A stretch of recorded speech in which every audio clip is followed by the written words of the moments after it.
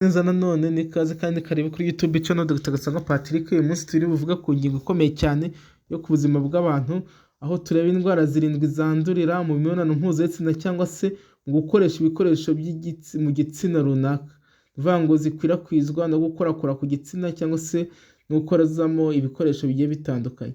Izi ndwara ntizanduza gusa mu mibonano isanzwe, ahubwo no mu gukorakora cyangwa se touching, kwikinisha no gusangiza ibikoresho abantu bakoza mu gitsina cyangwa se gukoresha ibikoresho mu gitsina bidacucitse, bita sex toys, bishobora kuzikwirakwiza mu buryo butandukanye. Turagenda rero tuvuga ku ndwara zirindwi zikomeye, ibimenyetso byazo n'uburyo bwo kuzirinda muri rusange.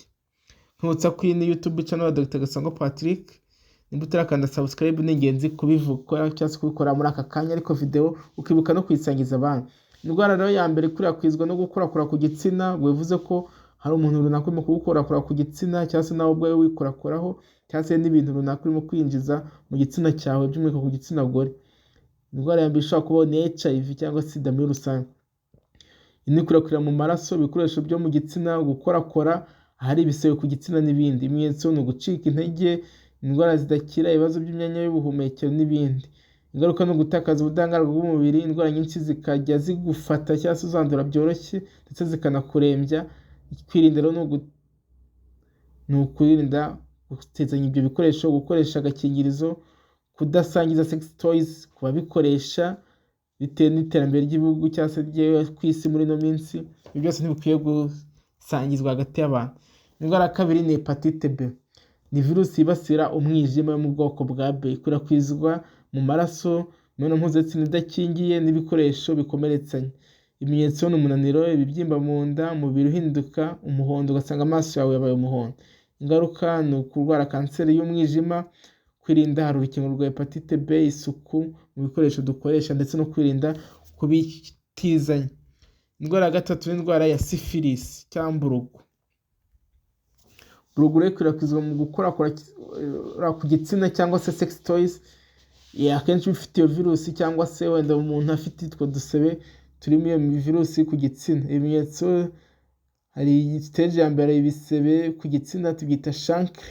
Stage ya kabiri uruhu rwawe rutangiye kugira amabara, umutwe nawo uraribwa. Stage ya gatatu ibibazo by'umutima n'ubwonko. Kurinda no gusukura neza ibikoresho, gukoresha agakingirizo mu mibonano mpuzabitsina ni ingenzi. Indwara ya kane ni imitezi. Ikwirakwizwa muri matembabuzi yose ava mu gitsina igihe byavuye ku muntu wanduye iyo ndwara y'imitezi. Ibimenyetso yo gusohoka amavuta mu gitsina cyangwa se mu mwinjiriro tubyita discharge. Kubabara mu gihe cyo kunyara, inkari zikakubabaza cyane, kunyara bikakubabaza cyane. Ingaruka yo bishobora gutera bino infertilité cyangwa ubugumba ku bagabo ndetse n'abagore. Kwirinda rero ni isuku, kwipimisha hakiri kare ndetse no kwirinda imibonano mpuzabitsina idakingiye, ukifata byangombwa nimba ubyemerewe ugakoresha agakingirizo. Ni ukwakwirinda umutezi, ariko umutezi ushobora gukwirakwizwa cyane no gukorakora ku gitsina cy'undi muntu kubera ano mamikorobe ashobora kuba ahari, ndetse no kwinjizamo ibikoresho bitandukanye yaba sex toys mu gitsina mubisangiza, yaba ari ikibazo kuko zishobora kuzana iyo microbe. Indwara ya gatanu ni indwara ya chlamydia. Indwara ikunze kugaragara cyane ariko nta bimenyetso byinshi igira. Ibimenyetso ni ibintu discharge ziva mu gitsina, kubabara mu nda, kubabara mu gihe cy'imibonano mpuzabitsina. Ingaruka ni ubugumba ndetse n'udusabo tw'intanga, hari intangangore zinyura tukifunga za trompe kubera izo infection. Kwirinda no kwipimisha kenshi no kudasangira ibyo bikoresho ndetse no gukora imibonano mpuzabitsina hakoreshejwe agakingirizo igihe bibaye ngombwa. Indwara ya gatandatu ni indwara ya human papillomavirus, tuyita HPV. Ikwirakwizwa mu gukorakora ku gitsina cyangwa se gukoresha sex toys zidasukuwe. Ibimenyetso cyangwa se abantu batizanye. Ibimenyetso ni ibintu biva mu gitsina bidasanzwe. Watsi rimwe na rimwe nta bimenyetso ariko igira. Ingaruka ni kanseri y'inkondo y'umura ku bagore, kanseri y'igitsina ku bagabo. No kwirinda rero n'urukingo rwa human papillomavirus rwaraje ku bakobwa bafite imyaka 12 aho bahabwa inkingo ebyiri, nabyo byashyizwe muri kalendari yo gukingira. Numva ko ni ingenzi cyane. Indwara ya karindwi ni herpes simplex virus. Ikwirakwizwa no gukorakora cyangwa se sex toys ifite iyo mikorobe mu gitsina.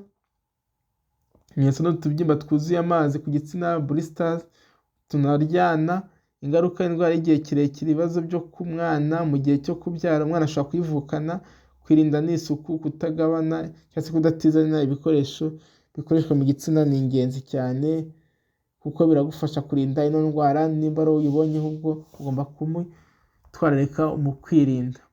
Indwara zirindwi twabonye zishobora gukwirakwizwa no gukorakora ku gitsina cyangwa se no gusangira ibikoresho bikoreshwa mu gitsina, yaba sex toys cyangwa se ibyo bikinisho bikoreshwa abantu bakora imibonano mpuzabitsina ndetse no kwikinisha n'ibindi, harimo HIV, hari hepatite B, hari mburugu, hari mutezi, hari indwara ya chlamydia, hari human papillomavirus na herpes.